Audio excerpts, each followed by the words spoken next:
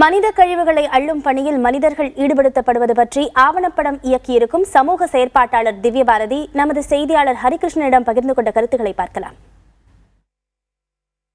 பிரச்சனையிலிருந்து விடுபடுறதுக்கு என்ன பரிந்துரைகள் முன்வைக்கிறீங்க?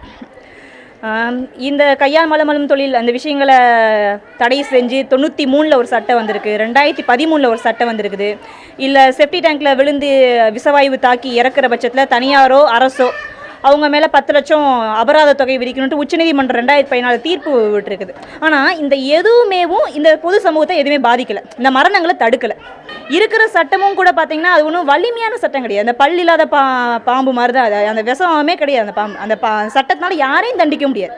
93 சட்டத்தில் எந்த எஃப்ஐஆரும் பதிவு பண்ணலன்னு தான் 2013 சட்டம் ஏற்றப்பட்டது. அந்த 2013 சட்டத்தின் கீழே வழக்கு பதிவுக்கே நாங்கள் போராட வேண்டியிருக்கு. எப்படி பிசிஆர் ஆக்டின் கீழே ஒரு சம்பவத்தை வழக்கு பதிவு போராடணுமோ, இன்றைக்கி 2013 சட்டத்தின் கீழே ஒரு வழக்கு பதிவுக்கு பெரிய போராட்டம்.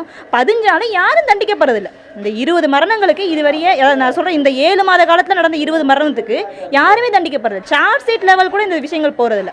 ஸோ இந்த சட்டங்களை அமல்படுத்த தயாராக இல்லை. அப்போ இது குறித்த எந்த பார்வையும் காவல் நிலையங்களுக்கு இல்லை. இப்படி ஒரு சட்டம் வந்துட்டு காவல் நிலையங்களுக்கு தெரியவே தெரியாது. அப்போ இது குறித்து நீங்கள் ஒரு புகாரை கொண்டு போனீங்கன்னா செத்தா மட்டும் இல்லை இறங்கினாலே தப்பு, அதுவே குற்றம்னு சொல்லிட்டு அந்த புகாரை கொண்டு போனால் ஏற்றுக்க கூட தயாராக இல்லை. ஏன்னா எங்களுக்கு இது சுற்றறிக்கை வரலைங்கிறான். அவனுக்கு சட்டம் தெரிஞ்சால் தான், சுற்றறிக்கை வந்தால் தான் சட்டத்தை நடவடிக்கை எடுப்பேங்கிறான். அதனால் இந்த இருக்கிற சட்டங்களை அமல்படுத்த இங்கே இருக்க அரசு கருவிகள் எதுவுமே தயாராக இல்லை. அப்போ இருக்கிற சட்டத்தை அமல்படுத்தணும். இருக்கிற சட்டம் ஒன்றுமே இல்லாத சட்டம் அதை வலிமைப்படுத்தணும். இந்த சட்டம் அந்த தீர்ப்பு அப்படிங்கிறது ஒரு பக்கம் இருந்தாலும் இந்த மக்களை அரசியல் படுத்துறது, இந்த வேலையை விட்டு வெளியே வர வைக்கிறது, அதுக்கான இந்த சமூகத்தில் இருக்கக்கூடிய குழந்தைகளுக்கும் இளைஞர்களுக்கும் கல்வி அளிக்கிறது விட்டு நாங்கள் இது மழை அள்ள மாட்டோம்டா. இப்போ எப்படி குஜராத்தில் ஊனால நாங்கள் மாட்டை தூக்க மாட்டோம்னு ஒரு பெரிய போராட்டம் நடந்ததோ, நாங்கள் மழை அள்ள மாட்டோம்னு இவங்க வாயால் இவங்களை சொல்ல வைக்கிறது. அதுக்கான வேலையை இங்கே இருக்க சமூக ஜனநாயக அமைப்புகள் பார்த்தால் மட்டும்தான் இதுக்கான தீர்வு இருக்குமே தவிர வெறும் சட்டங்களால் எந்த தீர்வு இல்லைங்கிறதான் என்னுடைய இந்த ஒரு 7 மாத கால பயணத்தில் நான் கண்ட உண்மை.